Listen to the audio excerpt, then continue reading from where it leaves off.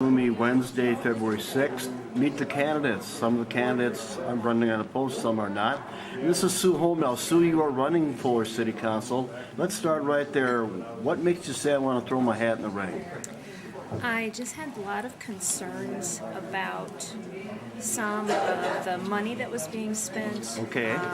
Closed sessions in City Council that public weren't aware of, concerns in that regard.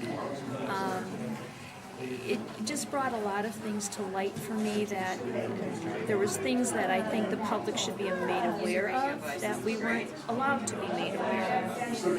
And I am one of those people that if there's a problem, I want to know about it.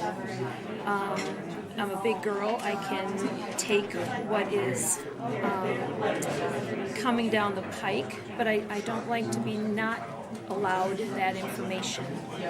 And I just found that there was a lot of that going on. And people around me, neighbors around me too, were offering questions. And have you heard about what's going on? Have you heard this? Have you heard that? And that's why I decided to throw my hat in the ring.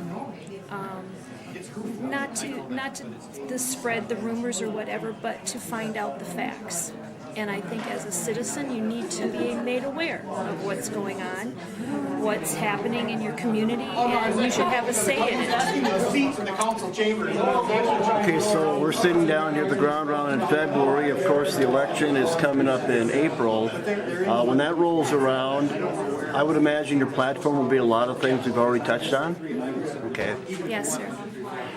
Do you yourself decide to go run for council, Sue? Does somebody, do your people and your constituents say, hey, we think you should run? How do you make that? How do you come to the final decision to throw your hat in the ring for council? I'm the kind of person that sticks up for the underdog. Okay. And I know there's a lot of elderly people in our district, and they have a lot of concerns. They're fighting higher taxes. They're fighting cost of living increases. And if I can put in a word in one way or another or help them through some issue that they have in their community, I'd like to do that. I'd like to be able to have that opportunity. I know you're also a huge person right now, along with Wayne Kling of the Historical Society, pushing for the restoration of the log cabin down at the Aquatic Center. I would imagine that's also pretty high on your do list, right? It is. Between the museum and the preservation of the log cabin, that's kind of been a priority of mine lately. And I've always been a huge history buff, and I do appreciate what Wayne has been doing for the cabin. I've been able to have a seat on the preservation committee for Tomah, and also I was just elected to the board for the history museum itself. So it's always been kind of a passion. My kids have always been interested in our family history and where my family came from, my husband's family. And I just want to help if there's other kids in town, or if there's other, even adults as well. If there's a way of informing them, helping them figure out where we've come from, where we've been, and the trails it took to get here from our ancestors, I think it's what formed us. And so I think that's what is important, to know where you've been, where you've come from. Okay, and you're running against Remy Gomez in April, correct? Yes, sir.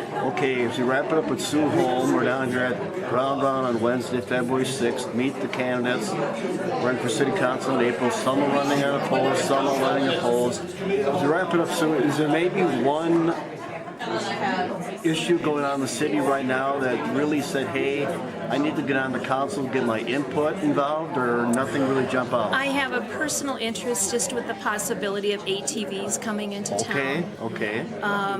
I lost a cousin to an ATV accident, and very much nothing that was her fault or the other truck driver's fault. And the idea of bringing them into a city where there's even more traffic than what she was dealing with, and in her situation, that's been kind of I want to say, just a passion as well. I don't see the need. I think it's just opening up an avenue that we really shouldn't go down. ATVs were not made for hard surface roads. They were made for trails and back in the woods. And I enjoy being back in nature, have rode ATVs myself, but I don't want to see them on city streets. Okay. And that's an item that certainly you would think down the road will come back to the council, won't it? Yes, it will. It'll be coming back. Okay, and as I talked about with Travis Josie a moment ago, 2019, Murray's on Main opening soon, brand new hospital at the end of the year. 2019 and the future look pretty bright for Tomah, don't they? There's a lot of things going on, and it's an exciting time, but it can be kind of scary. Oh, yeah. And so we have to be concerned, we have to be careful how we're perceiving the city and how we're presenting the city. And I just want everything to go well and, move the hospital ahead. Hopefully when the 3Gen project is opened up, that'll be an asset to the city. We can just cross our fingers and hope and pray that works out well. All right, as we wrap up with Sue, Holme, a little background on yourself. Sue, how long you been in Tomah? Lifetime resident? Born and raised in Sparta, Wisconsin. Okay. Went to school in Madison and met my husband there and just stayed. We were there for 40 years. Just moved back. We've been in Tomah now 5 years. All right. So my husband's job changed. He got a job with Organic Valley in Lafarge, and so we decided to move lock, stock, and barrel and moved up here. So moved back to home turf. Well, we're glad you're in Tomah. Welcome back to Tomah. So thank you so much for talking with me, and good luck in the April election. Thank you for your time. Thank you, sir.